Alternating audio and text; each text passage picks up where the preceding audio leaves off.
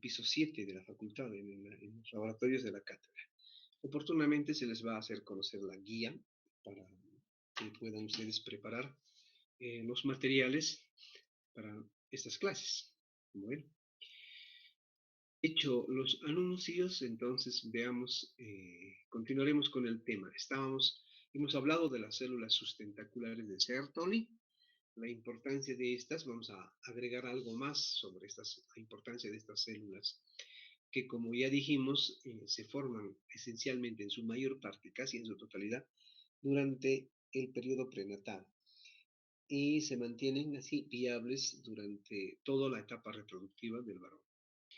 Las células de Sertoli, obviamente como cualquier célula, ninguna célula, ya saben, ¿no? Y reitero por enésima vez, va a actuar independientemente. Siempre requieren una especie de orden, una señal que le llegue y recién las células se van a activar. Y estas señales pueden venir de distintas maneras.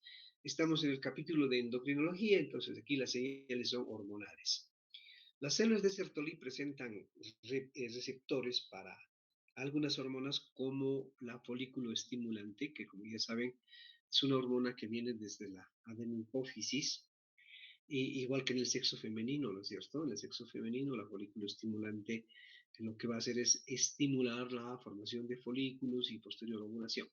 Aquí en el varón esta misma hormona lo que hace es actuar sobre las células de Sertoli, tienen receptores específicos allí. Luego veremos cuáles son los efectos.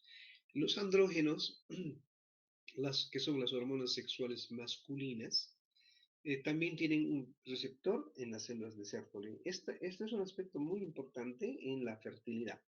Bueno, entonces, estas dos hormonas, a través de su acción en esta célula, lo que van a tener como efecto final es sintetizar, ya saben, y como están viendo a lo largo de todo este año, las células fundamentalmente tienen como función sintetizar sustancias, producir moléculas, ¿no? O catabolizarlas.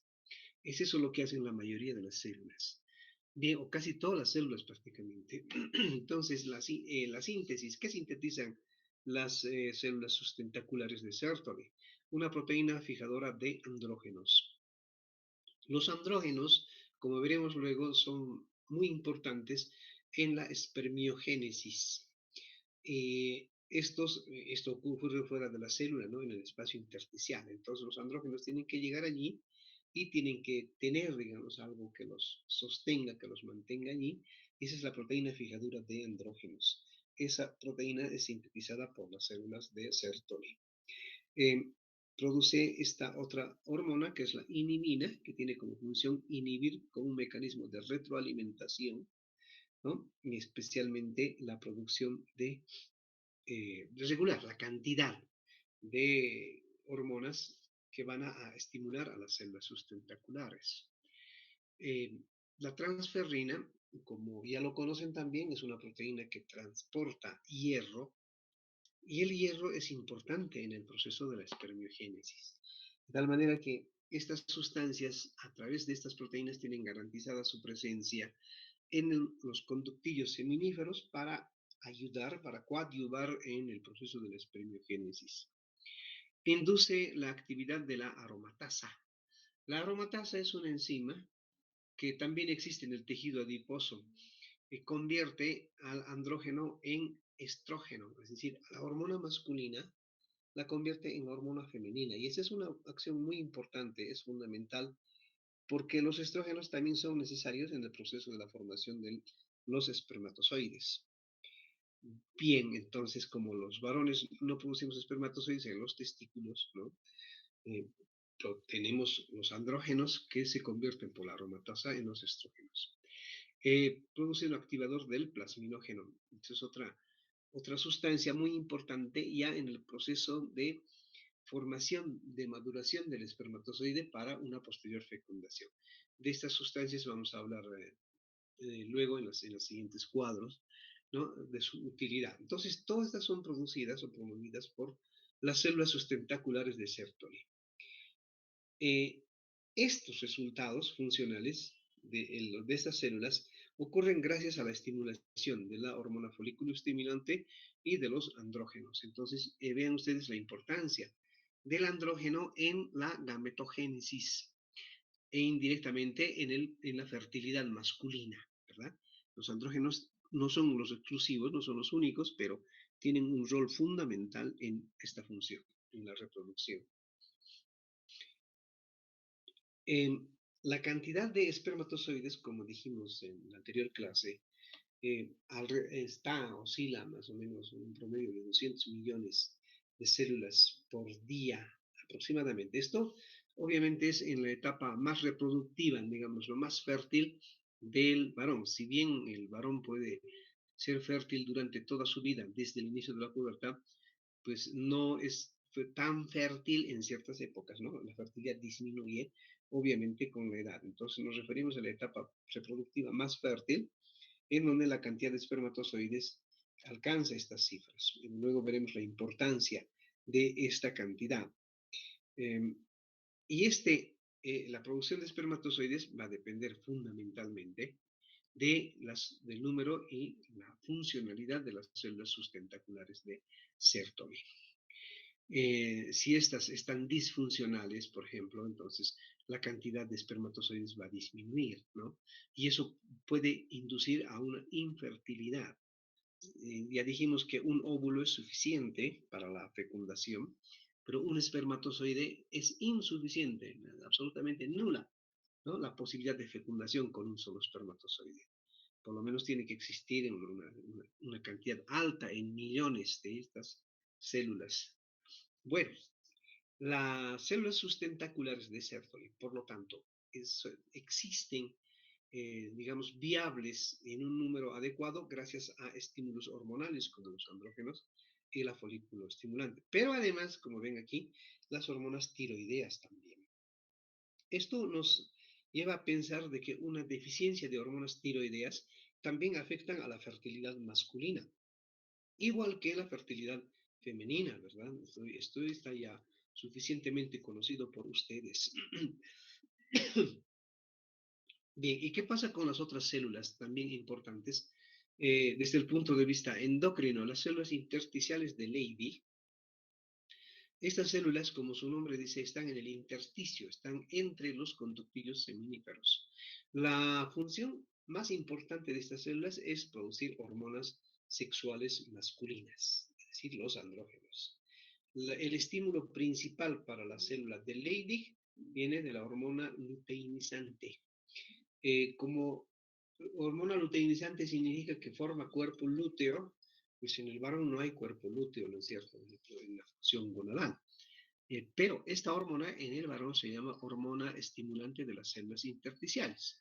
Es decir, es la misma hormona, pero en el varón tiene otro nombre. Sin embargo, mantenemos como hormona luteinizante porque la bibliografía, gran parte de la bibliografía también continúa utilizando este nombre. O sea, se lo emplea como sinónimos. Entonces, los andrógenos que produce las, eh, las células intersticiales de Leydig son la testosterona fundamentalmente, cuantitativamente es el más importante, la androstenediona y la dehidroepiandrosterona, DHEA. Esas tres son las principales hormonas androgénicas, andrógenos. Um, Andrógeno significa, andro es hombre, ¿verdad? Geno, formación, génesis. Entonces, literalmente, más o menos quiere decir, etimológicamente, perdón, quiere decir formadoras de hombres, algo así, ¿no? Pero en realidad se refiere a la formación de caracteres sexuales masculinos. Bien, estas hormonas tienen esa principal función de distinguir al varón con sus caracteres masculinos. Ahora, hay una cosa que debemos tener en cuenta también. Las hormonas androgénicas, las tres hormonas o cualquiera de ellas, van a desarrollar siempre caracteres masculinos, estén en el varón o estén en la mujer. En la mujer existe muy poca cantidad de andrógenos, por eso es que la mujer no tiene caracteres sexuales masculinos. Miren que no estoy hablando de caracteres sexuales de la mujer ni caracteres sexuales del varón. No he mencionado ese término. Estoy indicando caracteres sexuales masculinos y caracteres sexuales femeninos. Los caracteres sexuales masculinos en ciertas patologías pueden estar presentes en la mujer. Es decir, la mujer puede desarrollar algunos caracteres sexuales masculinos, pero esto ya corresponde, como ya les dije, al campo de la patología. Entonces hay que tener en cuenta, digamos, este aspecto para entender que las hormonas masculinizantes, es decir, los andrógenos, van a cumplir su función independientemente si están en el varón o en la mujer. Lo mismo podemos decir de los estrógenos. Los estrógenos van a desarrollar caracteres sexuales femeninos en la mujer, normalmente. Pero si hay un exceso de estrógenos en el varón, también en este van a desarrollarse los caracteres sexuales secundarios, especialmente femeninos, ya sea antes o después del nacimiento, ¿no? Bien, esta es la importancia de las células intersticiales de Leydig. Bueno, veamos a dos aspectos más antes de hablar de la espermiogénesis propiamente dicha. Los espermatozoides tienen como primera condición, ya dijimos, que estén en gran cantidad, en millones, pero también tienen que estar en un medio que les permita mantener su homeostasis. Ya no digamos sobrevivir, porque eso ya es un extremo, ¿no? Entre la vida y la muerte, digamos. Pero los espermatozoides se mantienen en un medio que eh, les permite una homeostasis interna, ¿no? Y este medio es el esperma. O sea, todas las secreciones que acompañan a los espermatozoides. Bueno, el esperma es una parte de la secreción del semen que es producida juntamente con los espermatozoides, ¿no? A través de los conductos seminíferos y del conducto deferente principalmente. Las vesículas seminales van a aportar con la mayor parte del volumen y sustancias importantes también en el semen. Y finalmente la próstata también da su aporte, ¿no? En el momento de la eyaculación. ¿Se entiende esto? Que la próstata y las vesículas seminales aportan al semen su contenido durante la eyaculación, porque los espermatozoides permanecen antes de la eyaculación en el epidídimo principalmente, donde van a madurar. Y en el contenido del epidídimo no está en contacto con las vesículas seminales ni la próstata, porque están más allá, ¿no es cierto?, de la vía espermática. Bueno, entonces los espermatozoides maduran en el epidídimo, allí hasta digamos, hasta ser eyaculados. Y reitero, en la eyaculación se mezclan con las secreciones de las vesículas seminales y la próstata. Es importante recalcar que si bien los espermatozoides están maduros aquí, ¿sí?, todavía tienen que tener un periodo de capacitación posterior para poder fecundar. Es decir, si se tomara un espermatozoide del epidídimo, no está capacitado para fecundar en condiciones habituales, ¿no? Decimos en condiciones habituales, es decir, la fecundación ocurre en el organismo femenino. Si tomáramos los espermatozoides del epidídimo, probablemente no va a haber fecundación, porque este espermatozoide no está capacitado para la fecundación. La capacitación, como vamos a ver, es un proceso también de preparación para la fecundación. Entonces, ¿qué es lo que aportan estas glándulas, las vesículas seminales y la próstata? Aportan fructosa como un medio para proporcionarle energía, porque los espermatozoides tienen sus propias mitocondrias, pero son células, ¿eh? Hay que considerar que son células modificadas en su forma, muy bien adaptadas para el rol que van a cumplir. Entonces, tienen fructosa, tienen ácido ascórbico, tienen prostaglandinas. La próstata aporta con colesterol, con fibrinolicina, ácido cítrico, fosfatasa ácida. En fin, ninguna de estas sustancias está por demás. Cada una tiene su función dentro del semen, o sea, dentro de lo que va a acompañar al conjunto de los espermatozoides. Estas sustancias aportadas por las vesículas seminales y la próstata permiten la capacitación del espermatozoide y su viaje hacia el encuentro con el óvulo. Permítame ser hacer esta analogía, pero sin la intención de entrar en la vulgaridad. Es que las células, los espermatozoides, miren, se forman en un organismo, en un cuerpo vivo, un cuerpo masculino, y allí mismo corren el riesgo de ser atacados por sus propios anticuerpos. Eso ya mencionamos en la clase anterior. Estas células están destinadas a no permanecer en el cuerpo donde se han formado. Van a ir por una vía que les es hostil, literalmente hostil, es decir, no es un medio donde ellos puedan, digamos, vivir, ¿no? Sino más bien sobrevivir, que es un medio donde para el cual no se han formado. Estamos hablando de las vías genitales femeninas, ¿no? El útero, las trompas de falopio, etcétera, que tienen otras condiciones ambientales, tienen otro tipo de elementos que están allí, otras moléculas que son parte de los factores homeostáticos dentro de los órganos genitales femeninos. Entonces, los espermatozoides tienen que viajar por allí, tienen que atravesar eh, otras barreras, ¿no? Tienen que avanzar usando un tiempo además. Tienen que sobrevivir, estas células tienen que sobrevivir fuera del cuerpo del varón durante varias horas, durante algunos días, y tienen que estar viables para la fecundación. Recuerden bien que como promedio los espermatozoides tienen una vida de 72 horas fuera del cuerpo masculino, ¿no? Eh, Obviamente, para sostenerse viable durante este tiempo en un medio adverso, requieren de una serie de aportes.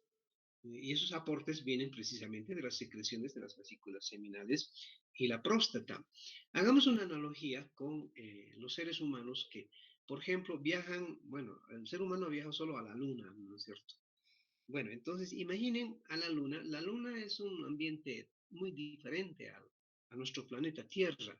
En la luna, la atmósfera, pues creo que no tiene oxígeno, suficiente oxígeno, no hay agua, no hay alimentos, no hay internet, ¿no es cierto? No hay energía, no hay nada de lo que existe aquí, en la Tierra. El ser humano está adaptado a vivir en este planeta Tierra, no en un planeta o pues un satélite como la Luna o como Marte o como cualquier otro planeta. Entonces, las condiciones ambientales allá son muy distintas a la nuestra. Pero el ser humano viaja a la Luna.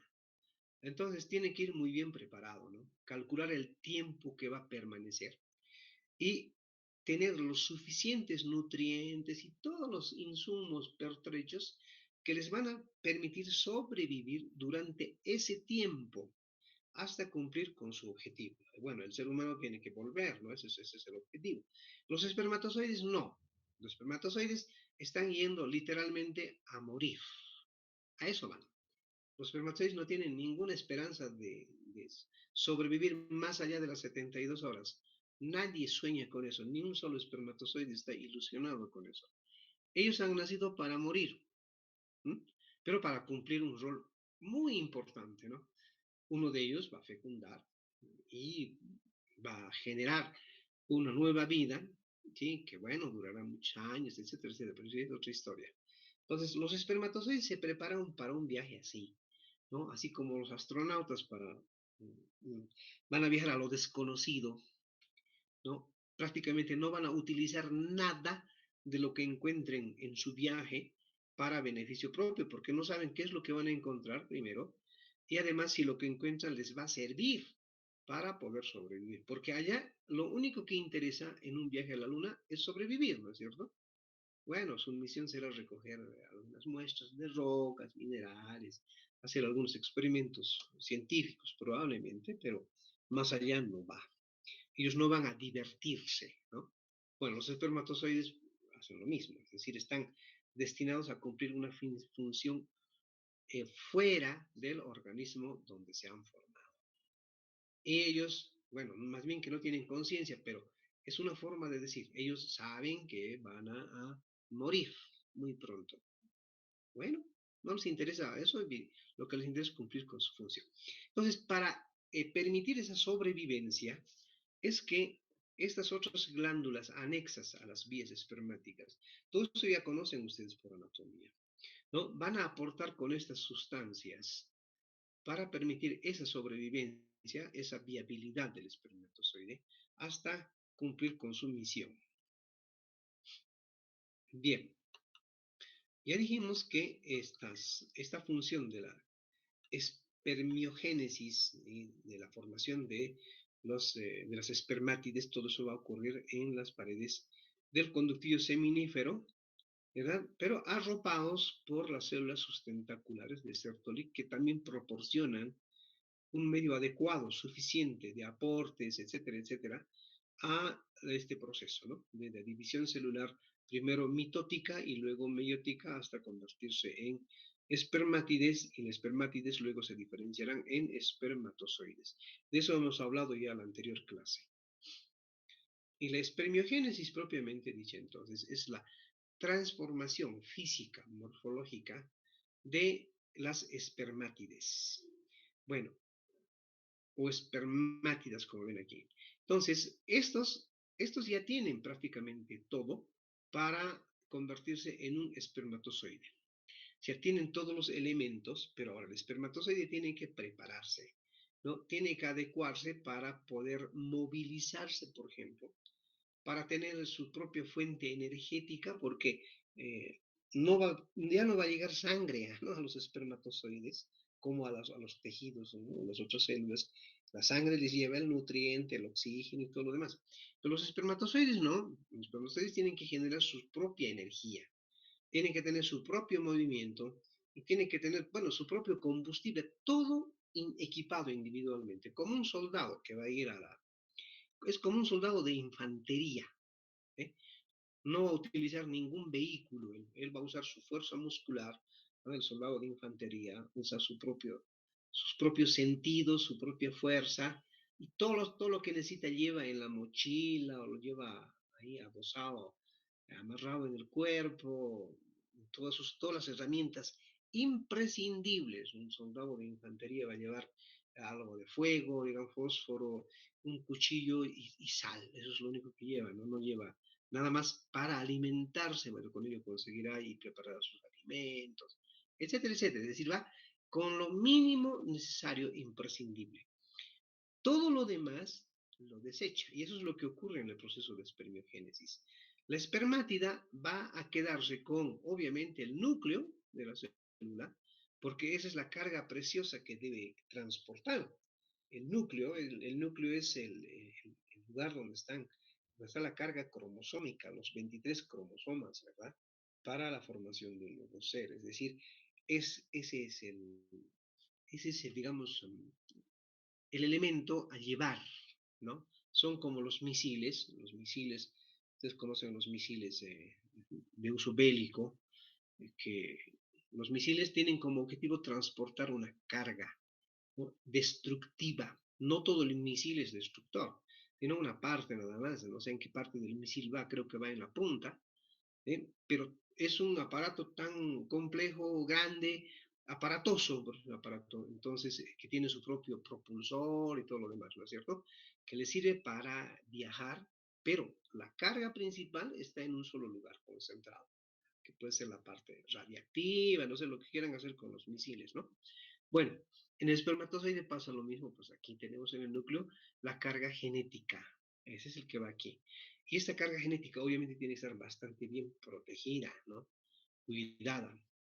Bien, y por delante del núcleo va a desarrollarse la acrosoma.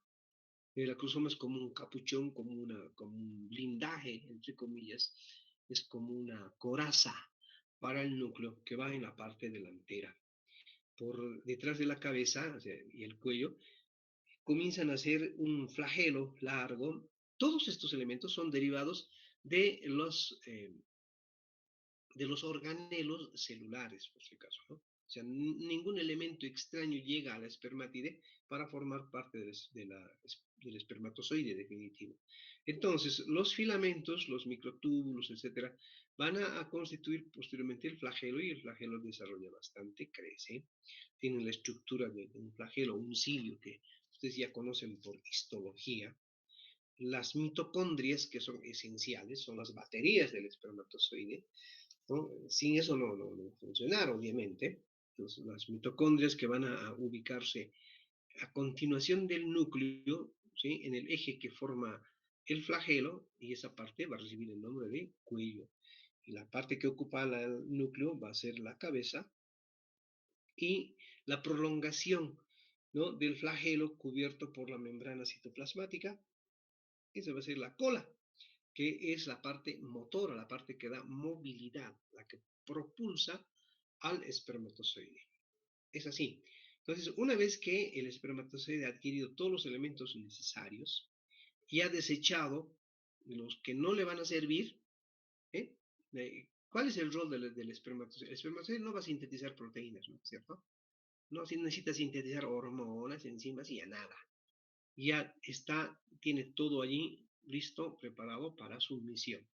Entonces, esos elementos, pues ya esas funciones ya no los va a cumplir, y los elementos que están involucrados en esas otras acciones, pues ya no corresponden que estén en la estructura del espermatozoide, por lo tanto son desechados, y el espermatozoide definitivo queda así, con todo listo, muy bien preparado, ¿no? A lo largo de este proceso. Este proceso, como ustedes saben, ya desde las divisiones meióticas, duran aproximadamente 2 meses. Ese es el tiempo en que se tarda en formar un espermatozoide. Bueno, obviamente se forman por millones, ¿no? Cada día empiezan millones y cada día se gradúan millones de espermatozoides.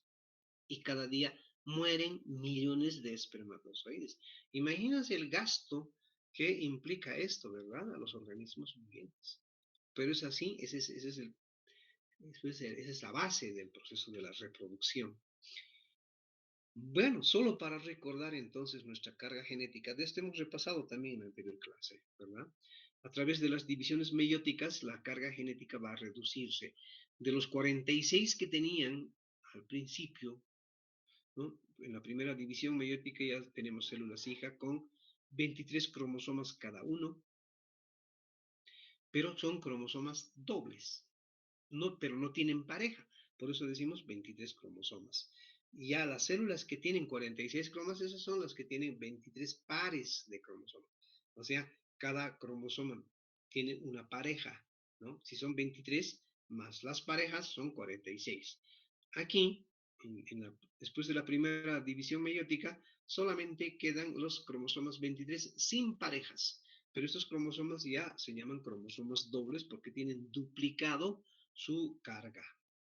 Y en la segunda división meiótica, lo que pasa es que esa doble carga se escinde, se separa, entonces ya son cargas no dobles, digamos, ¿no? Cargas simples, pero siguen siendo 23. Bueno, sin parejas, claro. Y cada 23 se ubica en el núcleo de cada célula hija. Entonces, como resultado de una célula que comienza la primera división meiótica, tenemos 4 espermátidas.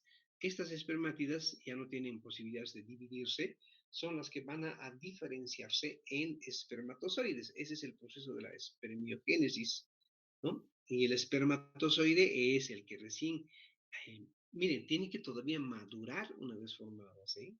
Tiene que madurar porque todo esto ocurre en el conductillo seminífero. Una vez ya adquirida toda su estructura, todo su equipaje, van a pasar al epidídimo, donde van a madurar todavía hasta el momento de la eyaculación. Y aún así, maduros no son aptos aún para la fecundación. Entonces, como ven, es un proceso largo de formación. Eso pasa en la naturaleza, ¿no? Los seres humanos también, permítanme hacer esta analogía. En la vida tenemos así, o sea, procesos de formación. El ser humano se forma, se capacita en algo. Y eso también en tiempos distintos, depende en qué se capacita, ¿verdad? Por ejemplo, algunos estudiarán, no sé, alguna rama técnica, ¿no? El tiempo no va a ser muy largo, serán 3 años, como en las universidades. Ahora, por ejemplo, los que estudian medicina son los que tienen que estar más años estudiando, ¿verdad? ¿No? Tienen que ser 6 años por lo menos, y luego tendrán que ser su especialidad, y etcétera, etcétera, ¿no? Y luego su subespecialidad. Entonces es un proceso largo.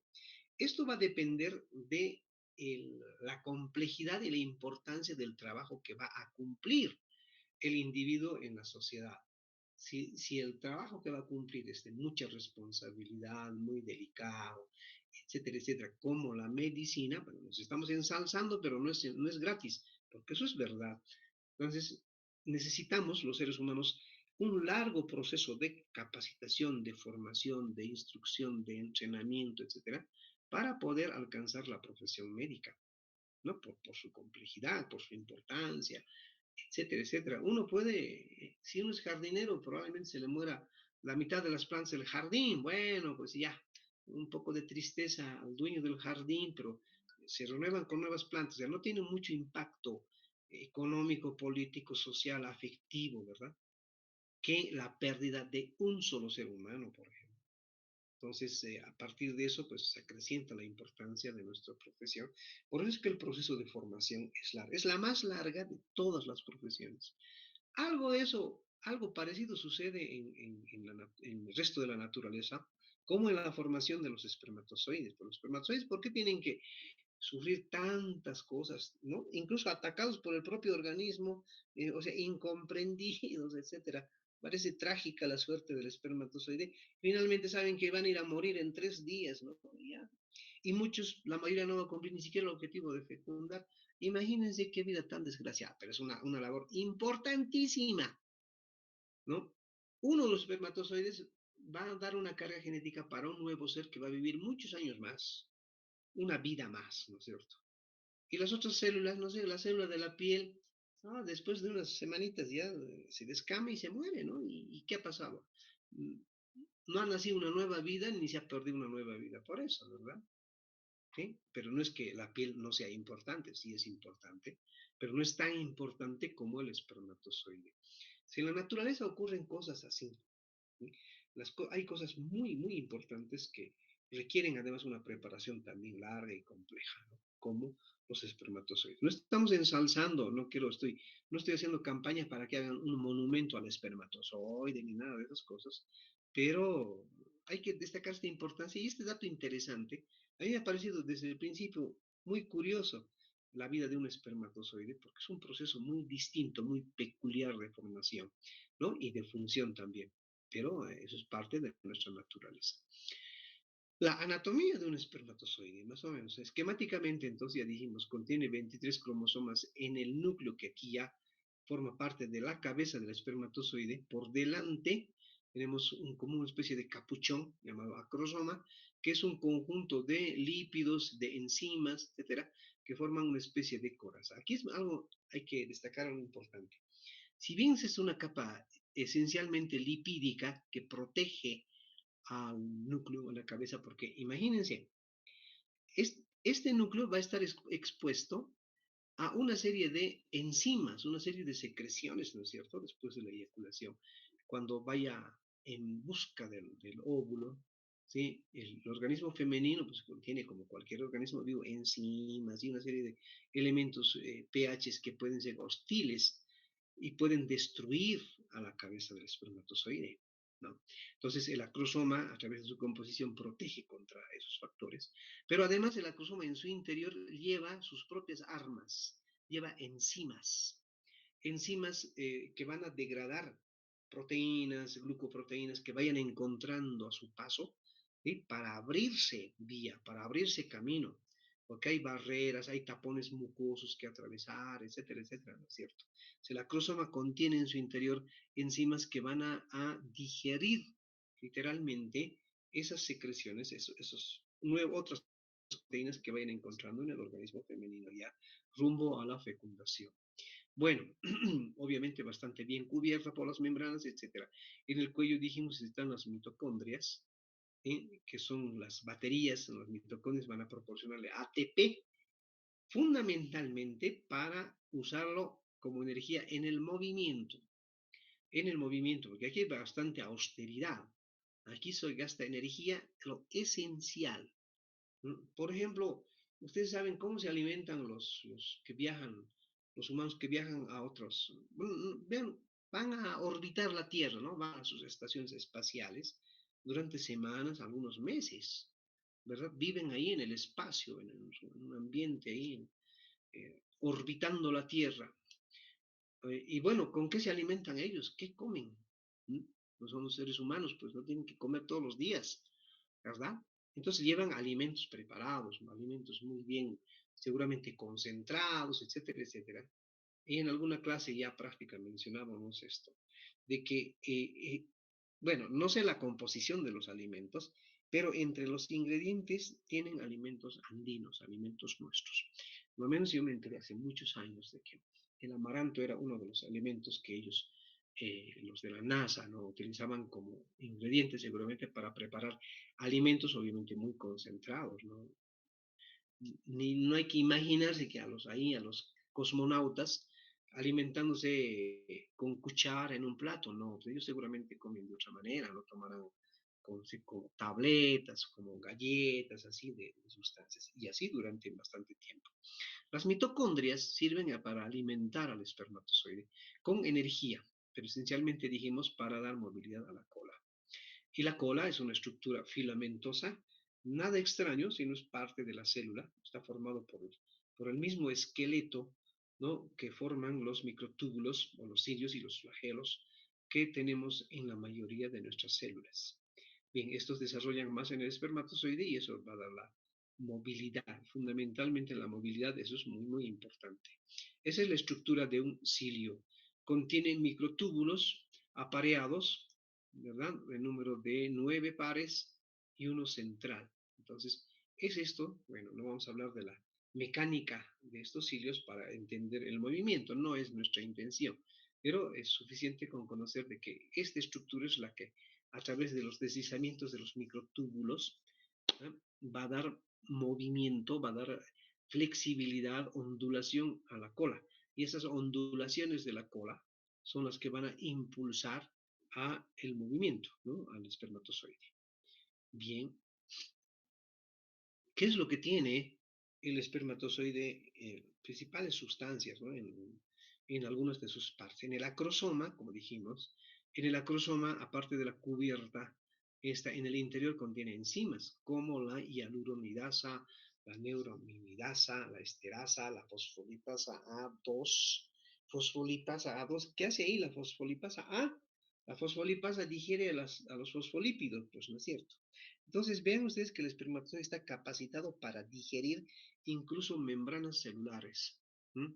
Para digerir ésteres, o sea, lípidos, que vayan encontrando, ¿no? En el camino, y hialuronidasa para digerir las proteínas de los tapones mucosos, etcétera, etcétera. Son enzimas que permiten esencialmente eso, abrirse camino.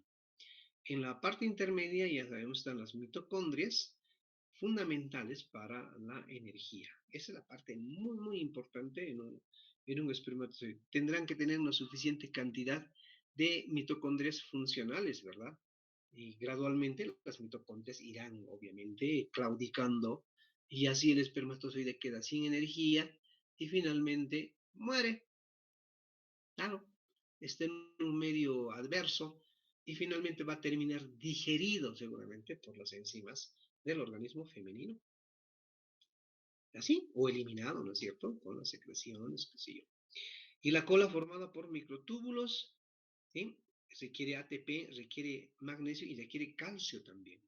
A ver, durante la capacitación, el ingreso de calcio al interior del espermatozoide que aumenta su movilidad. ¿Sí? Inicialmente el espermatozoide tiene movimiento, ¿sí? Pero luego adquiere mucho más durante la capacitación. Bueno, haciendo una especie de, explica de manera más gráfica, digamos esto, pero siempre no intentando entrar a la vulgaridad. ¿Eh? Pongamos, digamos, qué requisitos se necesitan para ser un espermatozoide entonces. ¿Mm? Ser capaz de transportar la carga genética, ese es el objetivo del todo espermatozoide.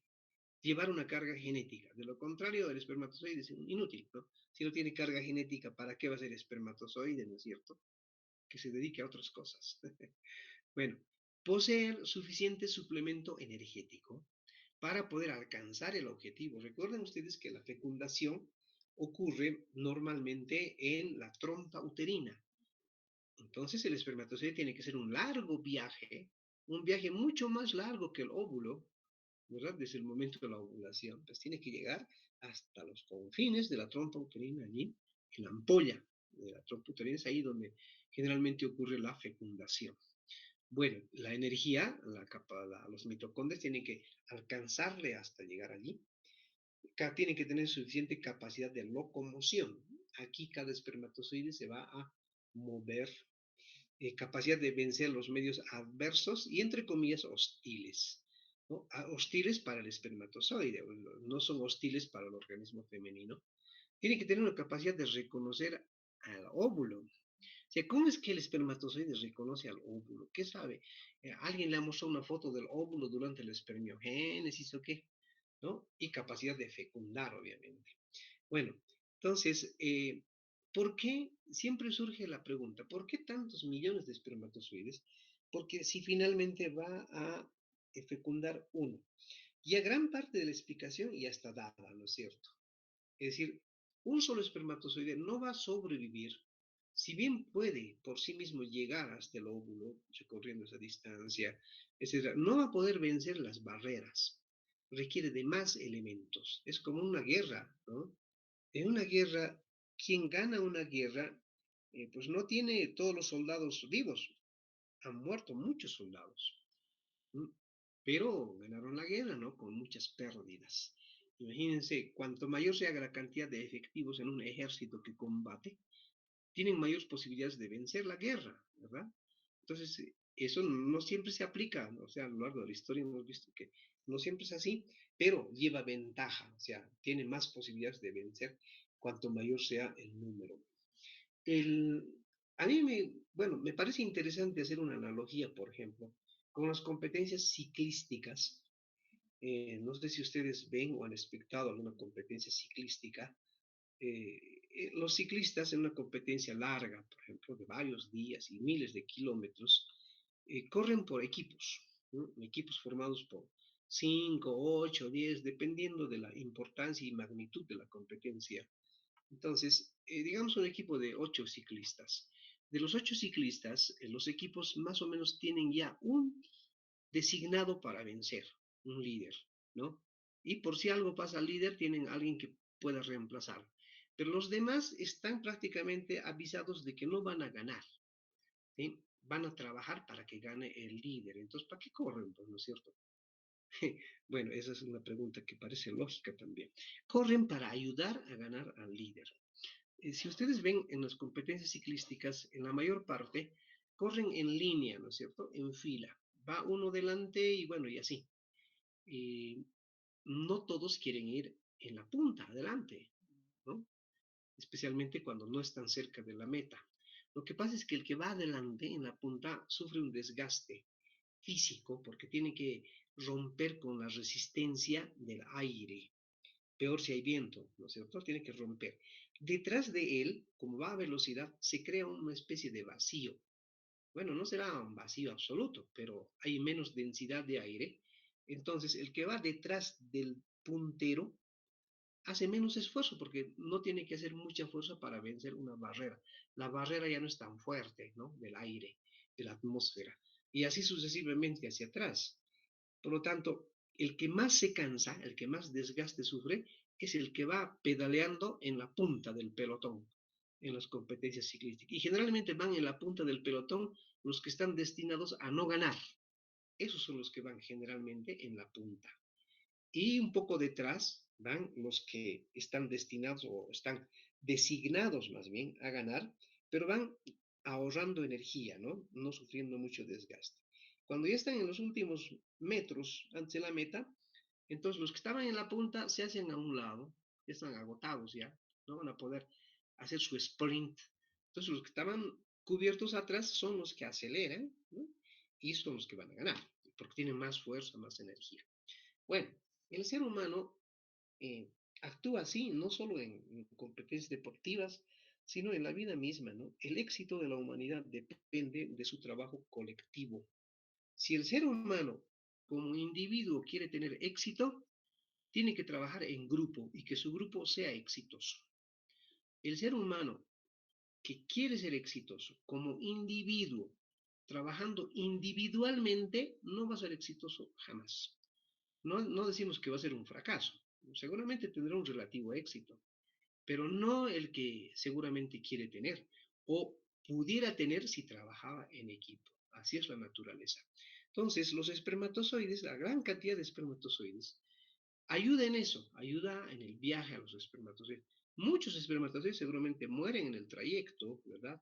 Digeridos por las enzimas, especialmente las enzimas son los principales enemigos. El pH donde el espermatozoide debe vivir no siempre es constante, entonces va cambiando según va atravesando determinados órganos o tejidos, ¿no es cierto? O espacios. ¿Sí? Entonces, espero que se entienda lo que estoy explicando. Esto es muy importante. Y solo así, digamos, el espermatozoide que ha sido menos expuesto a las adversidades del medio es el que va a alcanzar con mayor solvencia al óvulo para fecundar. Por lo tanto, el que fecunda no es el espermatozoide más veloz, ¿no? No lo es. Los más veloces seguramente han muerto antes, pero lo han hecho por una buena causa. Y siempre dicen algo para combatir la depresión, esto entre paréntesis nada más, solo con fines de matiz, para matizar algo, es que dicen que si te sientes deprimido, ¿no? Te sientes inútil, recuerda que alguna vez fuiste el espermatozoide más veloz, ¿verdad? Eso para levantar el ánimo, pero no ha sido el espermatozoide más veloz, ¿no? Ni el más agresivo el que ha fecundado, sino el que ha estado más, en un sitio más estratégico, digamos, ¿no? Protegido, cuidado y así. Entonces ha alcanzado y ha fecundado. Obviamente, bastante bien capacitado, ¿no? O sea, con la carga cromosómica adecuada, en fin, con condiciones normales, ¿no? O sea, una formación absolutamente, eh, digamos, lo esperado, ¿no? Funcional, un espermatozoide funcional. Bueno, un espermatozoide que no tenga suficiente movimiento no va a llegar nunca a la trompa de falopio, o si su capacidad de locomoción está disminuida. Ahora, ¿cómo es que los espermatozoides reconocen al óvulo? Porque la fecundación consiste en unirse a la membrana celular del óvulo e introducir la carga genética al interior, ¿no es cierto? Bueno, y el óvulo es una célula, ¿sí? Y hay muchas células en el camino. ¿Cómo el espermatozoide no fecunda a las otras células? ¿Eh? Bueno, la explicación no es muy difícil. Sabemos que la célula tiene receptores que van a interactuar, ¿no? Con un ligando. ¿Sí? Si el ligando no encuentra el receptor, pues no interactúa con esa célula. Ese principio se aplica aquí. Con ese principio se intenta explicar el cómo el espermatozoide reconoce al óvulo. Entonces, existen ligandos y debo confesar que yo no sé cuáles son esos ligandos. ¿Eh? Probablemente hay información al respecto. Sí quedará como tarea para mí para investigar.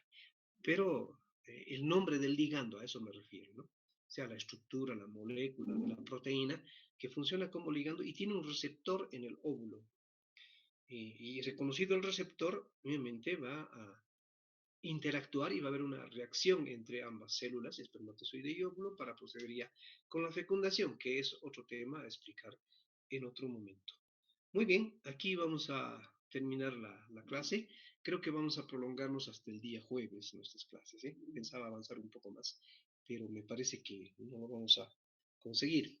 Entonces, terminamos aquí y mañana vamos a continuar con este tema, con la vida, pasión y muerte del espermatozoide. ¿Tienen alguna pregunta o algo que comentar? Ya he dejado de compartir. Si alguno quiere preguntar alguna cosa relacionada con el tema, ¿nadie? ¿Están ahí? Sí, doctor, ¿Alguien estamos de aquí. señales Sí, de vida, doctor. por favor? Sí, perfecto. Sí, doctor. Muy bien. Entonces, si no hay preguntas, terminamos aquí y nos vemos mañana. ¿Ya? Que estén bien. Hasta luego. Hasta luego, doctor. Hasta luego, Gracias. doctor. Hasta Gracias, doctor. Hasta luego. luego. Hasta luego, doctor. Hasta luego.